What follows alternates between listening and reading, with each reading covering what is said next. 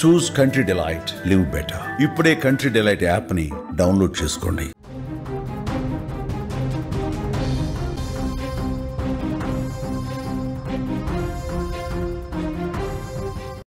రాష్ట్ర వ్యాప్తంగా సంచలనంగా మారినటువంటి కావేరీ ట్రావెల్స్ బస్సు అగ్ని ప్రమాద కేసులో కీలక విషయాలు ఇప్పుడు బయటపడుతున్నాయి. ప్రత్యక్ష సాక్షి శివశంకర్ స్నేహితుడు బైక్ పైన వెనక కూర్చున్నటువంటి ఎర్రిస్వామి సుమన్ టీవీతో తాజాగా మాట్లాడి అనేక విషయాలను, సంచలన నిజాలను కూడా బయటపెట్టాడు. ప్రమాదం జరిగిన సమయంలో ఏం జరిగిందో కూడా క్లియర్గా వివరించాడు. దీంతో ఈ కేసుకు సంబంధించిన అనేక అంశాలు ఇప్పుడు బయటకు వచ్చాయి. తన స్నేహితుడు శివశంకర్తో కలిసి హైదరాబాద్ నుంచి వచ్చినటువంటి ఎర్రిస్వామి ప్రమాద సమయంలో బైక్ పైనే ఉన్నాడు. ప్రమాదానికి ముందు తాను శివశంకర్ కలిసి 4 క్వార్టర్లు మద్యం సేవించినట్లుగా కూడా ఎర్రిస్వామి తెలిపాడు. మద్యపానం ఆరోగ్యానికి హానికరమైనప్పటికీ వారు ఇలా సేవించి బైక్ మీద బయటికి రావడం జరిగింది. వేగంగా వస్తున్న బైక్ డివైడర్ను ఢీ కొట్టడంతోనే శివశంకర్ బైక్ పై నుంచి కింద పడి చనిపోయాడని కూడా ఎర్రిస్వామి తాజాగా పేర్కొన్నాడు. బైక్ కింద పడినటువంటి కొద్ది క్షణాలలోనే కావేరీ ట్రావెల్స్ బస్సు స్పీడ్గా దూసుకు వచ్చిందని కూడా వివరించాడు. మధ్యలో ఒక 10 నిమిషాల గ్యాప్ కూడా ఉందంటూ కూడా చెప్పాడు. తన కళ్ళ ముందే అంత పెద్ద ప్రమాదం జరిగిందని, బస్సు పూర్తిగా కాలిపోవడాన్ని చూశానంటూ కూడా ఎర్రిస్వామి వివరించాడు. ప్రమాదం జరిగిన తర్వాత తాను ఉదయం 4 గంటల వరకు కూడా సంఘటనా స్థలంలోనే ఉన్నానని, ఆ తర్వాత అక్కడి నుంచి వెళ్ళిపోయినట్టుగా కూడా వెల్లడించారు. అయితే ప్రమాద బీభత్సం జరిగిన తర్వాత ఎర్రిస్వామి తన ఫ్రెండ్ పెళ్లికి వెళ్లడం సంచలనం కలిగించింది. దీంతో ఈ యొక్క కేసులో అనేక అంశాలు మరలా వెలుగులోకి వచ్చాయి. 19 బస్సుల దాకా ప్రమాదం జరిగిన తర్వాత ఆ యొక్క బైక్ ఉన్నటువంటి ప్రమాదం జరిగి బైక్ రోడ్డు మీద పడిపోయినటువంటి ప్రాంతం నుంచి వెళ్ళిపోయినట్టుగా చెప్తున్నాడు. ఏదైతే కావేరీ ట్రావెల్స్ బస్సు ఢీకొనడం కంటే ముందే అంతకుముందు మరొక వెహికల్ కూడా బైక్ను టచ్ చేసుకుంటూ వెళ్ళిందనేటువంటి సంచలన విషయాన్ని కూడా ఎర్రిస్వామి తాజాగా వెల్లడించారు. అయితే తను బైకును తీయడానికి ప్రయత్నించాను, కానీ నా ఒక్కని వల్ల అది రాలేదు, కదలలేదు, దాన్ని తీయలేకపోయానంటూ కూడా ఎర్రిస్వామి ఈ సందర్భంగా వివరించాడు. అయితే కావేరీ బస్సు కంటే ముందే మరొక బస్సు కానీ లేకుంటే పెద్ద వాహనం కానీ బస్సు అనే చెప్తున్నాడు ఎర్రిస్వామి. ఆ బైక్ని కొంత టచ్ చేసుకొని వెళ్ళింది. బట్ కావేరీ ట్రావెల్స్ బస్సు మాత్రం కరెక్ట్గా మిడిల్లో బైక్ మిడిల్ మీద నుంచి పైనుంచి వెళ్ళడంతో ఈ యొక్క ప్రమాదం జరిగిందంటూ కూడా చెప్తున్నారు. అది ఆ బైక్ టచ్ చేసుకొని వెళ్ళడంతో కొద్ది దూరం వరకు కూడా భారీ శబ్దంతో నిప్పులు కక్కుతూ ఆ యొక్క రోడ్డు మీద బైక్ అనేది కొంత దూరం వెళ్ళిన తర్వాత ఒక్కసారిగా అగ్ని ప్రమాదం సంభవించిందంటూ కూడా ఎర్రిస్వామి చెప్తున్నాడు. ఆ ఘటన చూసి ఒక్కసారిగా భయాందోళనకు గురైనటువంటి ఎర్రిస్వామి అదే ప్రాంతంలో అక్కడే దూరంగా పరిసర ప్రాంతాలలో ఉంటూ తచ్చాడుతూ ఏం జరిగిందో అబ్జర్వ్ చేశాడు. 2:30 ప్రాంతంలో 3 గంటల ప్రాంతంలో ఈ యొక్క ప్రమాదం జరిగితే 4 గంటల 10 నిమిషాల వరకు కూడా ఎర్రిస్వామి అదే ప్రాంతంలో ఉన్నాడు. అప్పటికే ట్రాఫిక్ జామ్ అయిందంటూ కూడా చెప్తున్నాడు. రోడ్డు మీద మొత్తం కూడా గంట పరిధిలో 4:10 తర్వాత ఎస్పీ వచ్చినటువంటి తర్వాత ట్రాఫిక్ క్లియర్ అయినటువంటి తర్వాత తను అక్కడ ట్రాఫిక్లో ఉన్నటువంటి ఒక టెంపో వెహికల్ను, ఒక గూడ్స్ సంబంధించిన వెహికల్ ఎక్కి తన ఊరుకు వెళ్ళినట్టు కూడా వివరించాడు. అంతేకాకుండా ఈ యొక్క ఘటన సందర్భంలో పూర్తిగా ఎర్రిస్వామి 3 సంవత్సరాల నుంచి శివశంకర్తో నాకు పరిచయం ఉంది, అనుకోకుండా వద్దని చెప్పాము, అయినప్పటికీ కూడా వినలేదంటూ కూడా ఎర్రిస్వామి చెప్పడం జరిగింది. ఈ యొక్క ఘటన జరగడం చాలా బాధాకరం అంటూ కూడా వివరించాడు.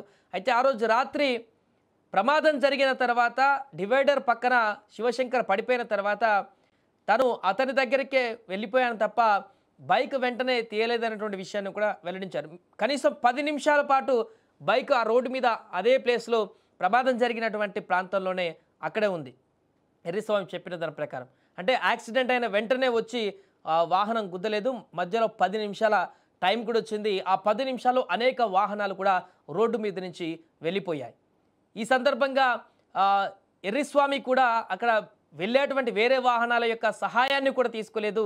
ఆ యొక్క శివశంకర్ డివైడర్ మధ్య పడిపోయి మృతి చెందినట్టుగా నిర్ధారించుకున్నప్పటికీ కూడా వేరే ఇతర వాహనాలను ఆపి ఆ బైక్ తీయడానికో లేకుంటే హెల్ప్ అడగడానికి కూడా ప్రయత్నించలేదు.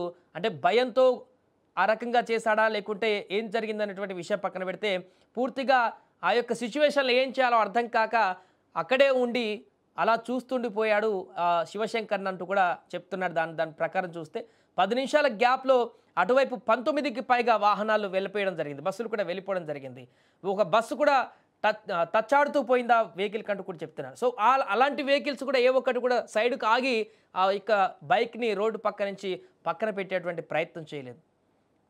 తర్వాత వచ్చినటువంటి కావేరీ బస్సు నిర్లక్ష్యంగా డ్రైవింగ్ చేయడంతో దాన్ని ఢీకొని ఇంత పెద్ద ప్రమాదం జరిగింది. 19 మంది మృతి చెందినటువంటి ఘటన. 10 నిమిషాల సమయంలో ఏ ఒక్కరు అక్కడ ఆగి ఒక్కరన్నా ఆ వాహనాన్ని రోడ్డు మీద నుంచి పక్కకు తీసేసినా ఇంత భారీ ప్రమాదం జరిగి ఉండేది కాదనేది మాత్రం స్పష్టంగా తెలుస్తుంది. అక్కడ ఎర్రిస్వామి కూడా మిగతా వాహనాలని అలర్ట్ చేసి ప్రమాదం జరిగింది, ఇక్కడ మా ఫ్రెండ్ ప్రాణాపాయ స్థితిలో ఉన్నాడు, లేకుంటే చనిపోయాడు, హెల్ప్ చేయండి అని ఏ ఒక్కరిని కూడా అడిగినా కూడా ఫస్ట్ వచ్చినటువంటి వాహనాలనే రోడ్డు నిలబడి ఆపి ప్రయత్నం చేసినా కూడా ఈ ప్రమాదం జరిగి ఉండేది కాదని కూడా మనకు మరలా అర్థమవుతుంది.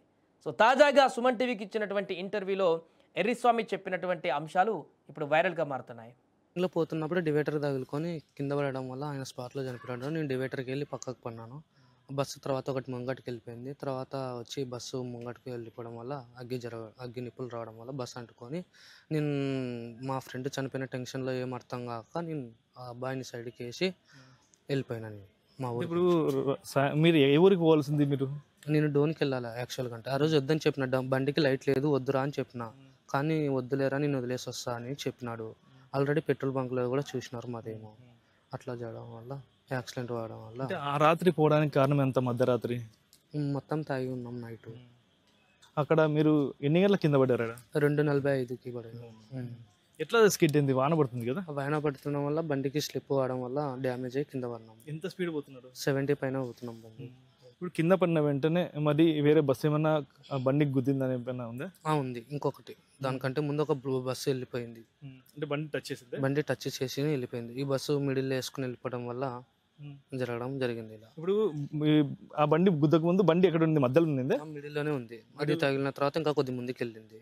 అంటే ఇంకా ముందుకెళ్ళింది. ఈ బస్సు అనేది జరగడం వల్ల ఇంకా పిలుస్తుంటే పలుకుతలేడు, స్పాట్లో వెళ్ళిపోయినాడు. ఆయన సైడ్కి లాగేసి ఆయనని నా పని నేను చూసుకుంటున్నా. ఇంకా తర్వాత బండిని లాగే ప్రయత్నం చేసినాను కానీ నాకు ఒక్కంతో ఇవ్వలేదు అది. తర్వాత బస్సు అంటుకోవడం జరిగింది. తర్వాత మొత్తం జామ్ అయిపోయినాయి.